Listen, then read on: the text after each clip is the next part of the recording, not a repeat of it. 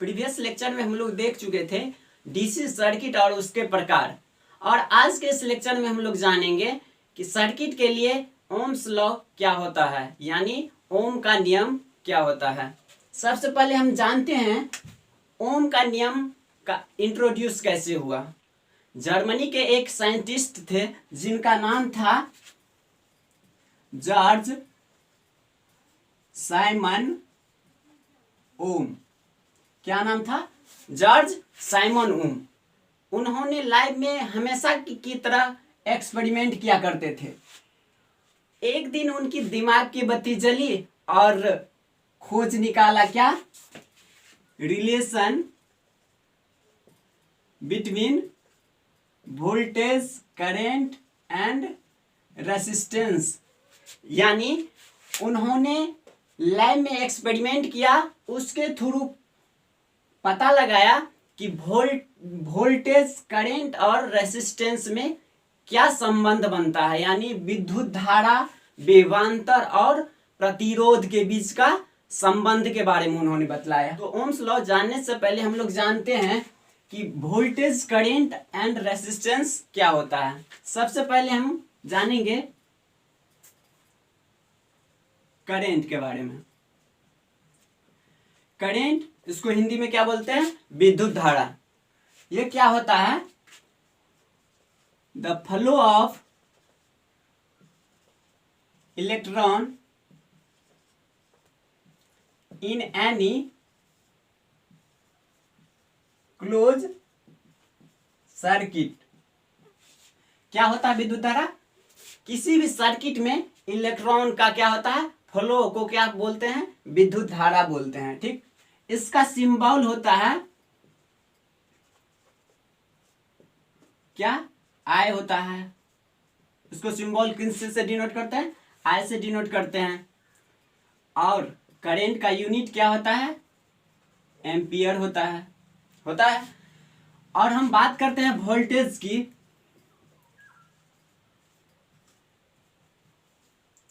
Voltage, इसको हिंदी में क्या बोलते हैं? विभवांतर। विभव में अंतर। It is a pressure which is responsible to flow of electron in any circuit। क्या होता है? यह एक प्रकार का प्रेशर होता है, मीन्स दबाव होता है, जो किसी भी सर्किट में करंट का फ्लो करवाता है। तो वोल्टेज को हम लोग डायग्राम के हेल्प से समझते हैं। देखिए, मान लीजिए एक ये क्या है? टंकी है, टैंक है, ये एक टैंक है। इसमें हम क्या करते हैं? एक पाइप के थ्रू इसमें हम पानी डालते हैं। ठीक, ये क्या है? वाटर है।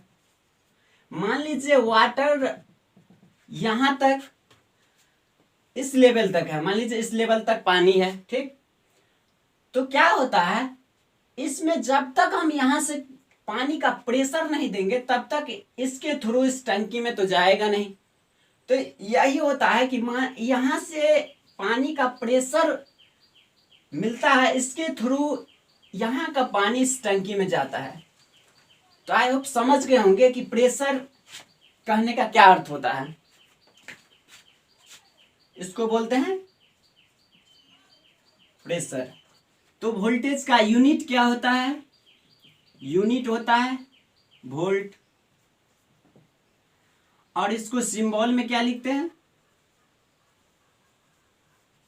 क्या लिखते हैं? भी लिखते हैं। सो राइट डाउन। अब जानते हैं रेजिस्टेंस क्या होता है। Resistance, the property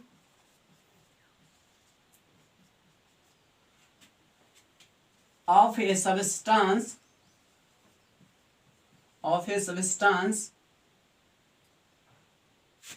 which oppose the flow of electric current. Resistance क्या होता है? यह किसी भी पदार्थ का प्रॉपर्टी होता है जो करंट के फ्लो को क्या करता है? अपोज करता है, यानी उसको रोकता है, नहीं फ्लो होने देता है। इसका यूनिट क्या होता है? यूनिट होता है ओम। और इसका सिंबल क्या होता है? इसको डिनोट करते हैं ओमेगा से। तो हम लोग यहां तक जाने क्या करंट क्या होता है, वोल्टेज क्या होता है और रेजिस्टेंस क्या होता है। आइए हम और अच्छा से समझाने की कोशिश करते हैं डायग्राम के थ्रू। मान लीजिए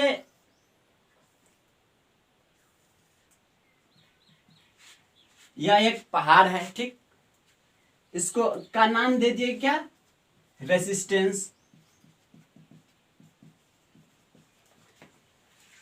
इसका नाम क्या दे दिए? रेजिस्टेंस, जिसको हिंदी में क्या बोलते हैं? प्रतिरोध बोलते हैं। और मान लीजिए यहां पे इसको हम बोलते हैं, इसका नाम क्या देते हैं? करंट। इसको बोलते हैं प्रतिरोध या रेजिस्टेंस, और इसका नाम हमने दिया क्या? करंट, जिसको विद्युत धारा बोलते हैं। तो देखिए करंट क्या चाहता है कि हम यहां से इधर की ओर जाए, ठीक, इधर की ओर जाए। और रेजिस्टेंस क्या करता है कि ये इधर की ओर जाएगा तो इसको जाने से क्या करेगा? बैक करेगा। यहां देखिए, यहां से तो ऊपर जाने की कोशिश करेगा, लेकिन ये रेजिस्टेंस क्या करता है? उसको ऊपर जाने नहीं देता, उसको नीचे की ओर बैक करता है। तो रेजिस्टेंस का काम क्या था? यही तो हम लोग पढ़े थे कि ऐसा प्रॉपर्टी होता है जो करंट के फ्लो को अपोज करता है, जो करंट का फ्लो होने ही नहीं देता है। तो यहाँ पे मान लीजिए हम यहाँ पर क्या दे अप्लाई कर दिए? प्रेशर। यहां से हम लोग एक दबाव दिए, प्रेशर, प्रेशर, ठीक। यहां से हम लोग प्रेशर दिए तो ये क्या हो गया? यहां से इधर गया। तो यहां से इधर जाने का मतलब क्या? यहां से करंट फ्लो हुआ। तो इस प्रेशर को क्या बोलते हैं? यहां पे वोल्टेज बोलेंगे। तो देखिए वोल्टेज, यहां से डायग्राम से समझिएगा कि वोल्टेज क्या होता है। वोल्टेज जो है प्रेशर देता है, ठीक। रेजिस्टेंस क्या करता है? करंट का फ्लो को अपोज करता है। तो आई होप इस डायग्राम के मदद से आप लोग अच्छा से समझ गए होंगे, ठीक। अब हम बात करते हैं ओम्स लॉ, यानी ओम का नियम। Ohm's law states that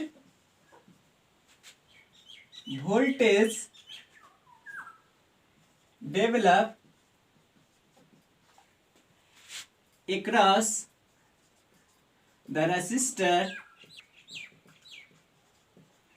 is directly proportional to the current through the resistance under constant temperature। यानी ओम्स लॉ कहता है कि किस रेसिस्टर्स के अक्रॉस वोल्टेज का जो मान होता है वह रेसिस्टेंस में करंट का जो फ्लो होता है उसके मान के क्या होता है? समानुपाती होता है। डायग्राम के हेल्प से हम लोग समझते हैं कि एक रेसिस्टर है, मान लीजिए R ओम का रेसिस्टर है। इसको एक वोल्टेज सप्लाई से क्या कनेक्ट कर दिए, ठीक। तो ओम का नियम कहता है कि इस रेसिस्टेंस के क्रॉस जो वोल्टेज होगा, मान लीजिए यहाँ का वोल्टेज भी है, तो ये ओम का नियम कहता है कि इस रेसिस्टेंस के जो अक्रॉस में वोल्टेज है उसका मान जो है इस सर्किट में जो करंट फ्लो होता है उसका मान का क्या होता है, समानुपाती होता है। समझ गए? तो उसने बताया कि V जो है डायरेक्टली प्रोपोर्शनल तो होता है किसका, करंट का।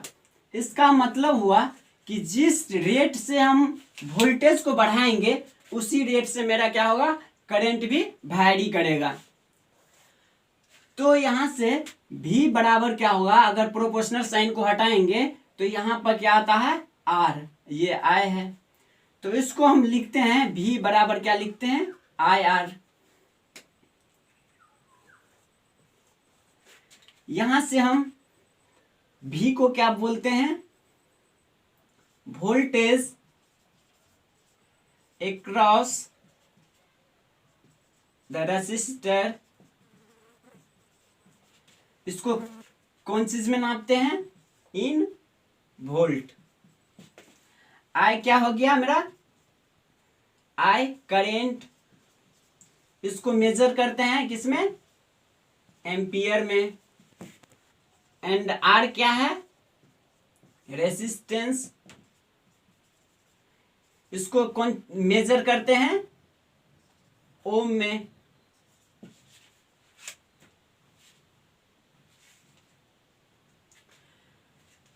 तो यहां से हम लोग देखते हैं कि यहां से अगर हमको आई करंट निकालना रहे तो आई बराबर क्या लिखेंगे, ये भी ये आर जो है यहां पे, तो आई बराबर क्या हो गया, V बाय आर।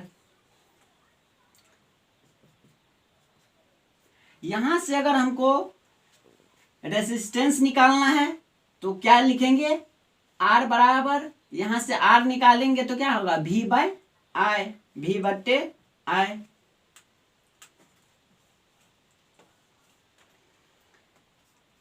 ये तीनों फॉर्मूला क्या है, इंपोर्टेंट है, सो राइट डाउन। अब हम लोग देखेंगे कि ओम का नियम को वेरिफिकेशन कैसे करते हैं, उसको सत्यापित कैसे करते हैं कि वोल्टेज जिस रेट से बढ़ रहा है उसी रेट से मेरा करंट भी बढ़ रहा है या नहीं, हम लोग देखते हैं। तो ये verification of Ohm's law. Diagram बनाते हैं।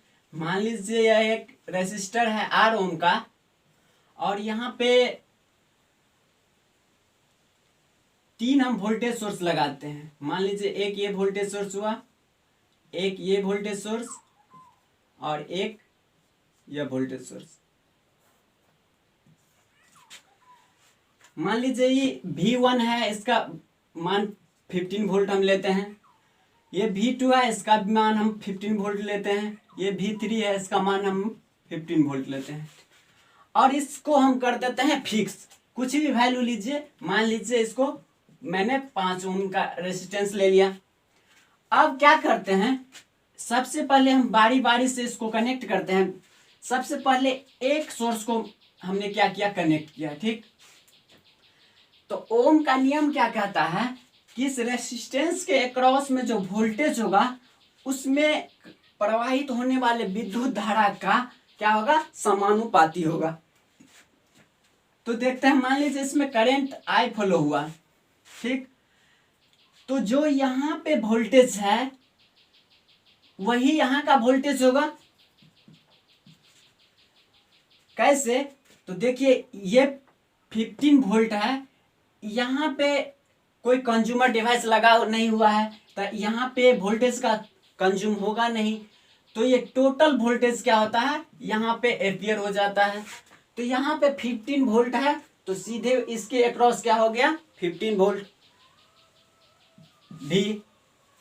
तो यहाँ देखते हैं हम, क्या वोल्टेज है 15 वोल्ट, और रेसिस्टेंस का वैल्यू क्या दिया हुआ है, 5 ओम। Case first.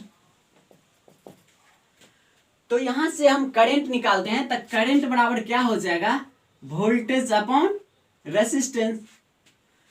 तो यहाँ पे वोल्टेज कितना है 15 वोल्ट और रेजिस्टेंस कितना है 5 ओम। तो यहाँ पे करंट का वैल्यू कितना हो जाएगा 3 एम्पियर। अब सेकेंड केस में देखते हैं। अब हमने क्या किया, इसको 2 वोल्टेज सोर्स के साथ कनेक्ट कर दिया। ठीक, तो ये दोनों वोल्टेज 15 वोल्ट 15 वोल्ट कितना हो गया 30 वोल्ट। 30 वोल्ट क्या होगा अब यहां पे एम्पियर होगा 30 वोल्ट। तो अब सेकेंड केस में हो रेसिस्टेंस क्या हो गया, रेसिस्टेंस तो सेम ही रखना है हमको। तो यहाँ पे देखते हैं इस केस में वोल्टेज क्या हो गया 30 वोल्ट एंड रेसिस्टेंस कितना है 5 ओम। तो यहाँ से करंट निकालेंगे तो क्या होगा V अपॉन आर। V का वैल्यू कितना है 30 वोल्ट और R का वैल्यू 5। तो यहाँ से करंट कितना निकला 6 एम्पियर। अब केस थर्ड देखते हैं।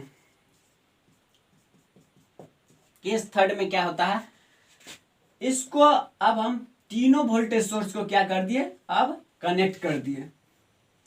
तो अब क्या होगा टोटल वोल्टेज कितना हो जाएगा यहाँ पे 45 हो जाएगा 45 वोल्ट। और क्या है यहाँ पे रेसिस्टेंस का वैल्यू फिर इस केस में सेम लेना है। तो यहां से हम क्या करते हैं करंट का वैल्यू निकालेंगे तो V अपॉन आर, वोल्टेज का वैल्यू 45 और रेसिस्टेंस का वैल्यू 5 ओम। तो यहां से क्या हो गया करंट का वैल्यू 9 एम्पियर। तीनों केस में हमने क्या किया करंट का वैल्यू निकाला। अब देखते हैं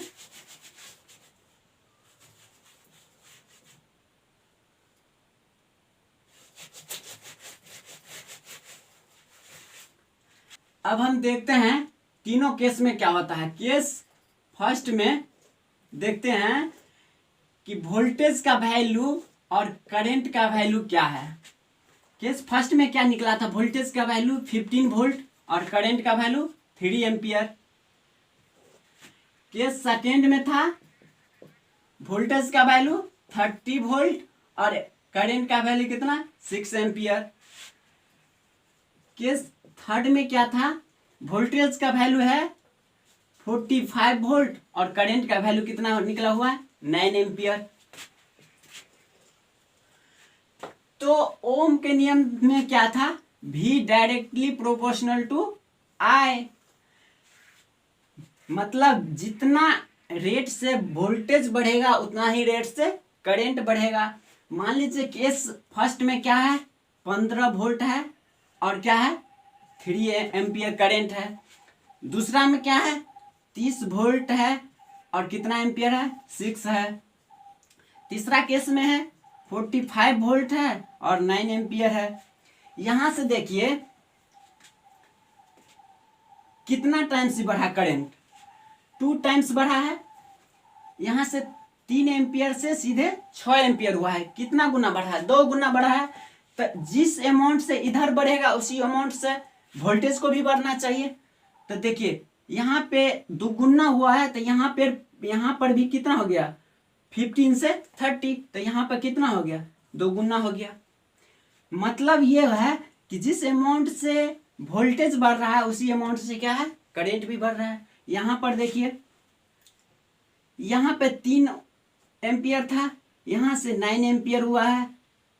तो देखिए 3 गुना बढ़ा है। इधर भी कितना गुना बढ़ना चाहिए 3 गुना बढ़ना चाहिए।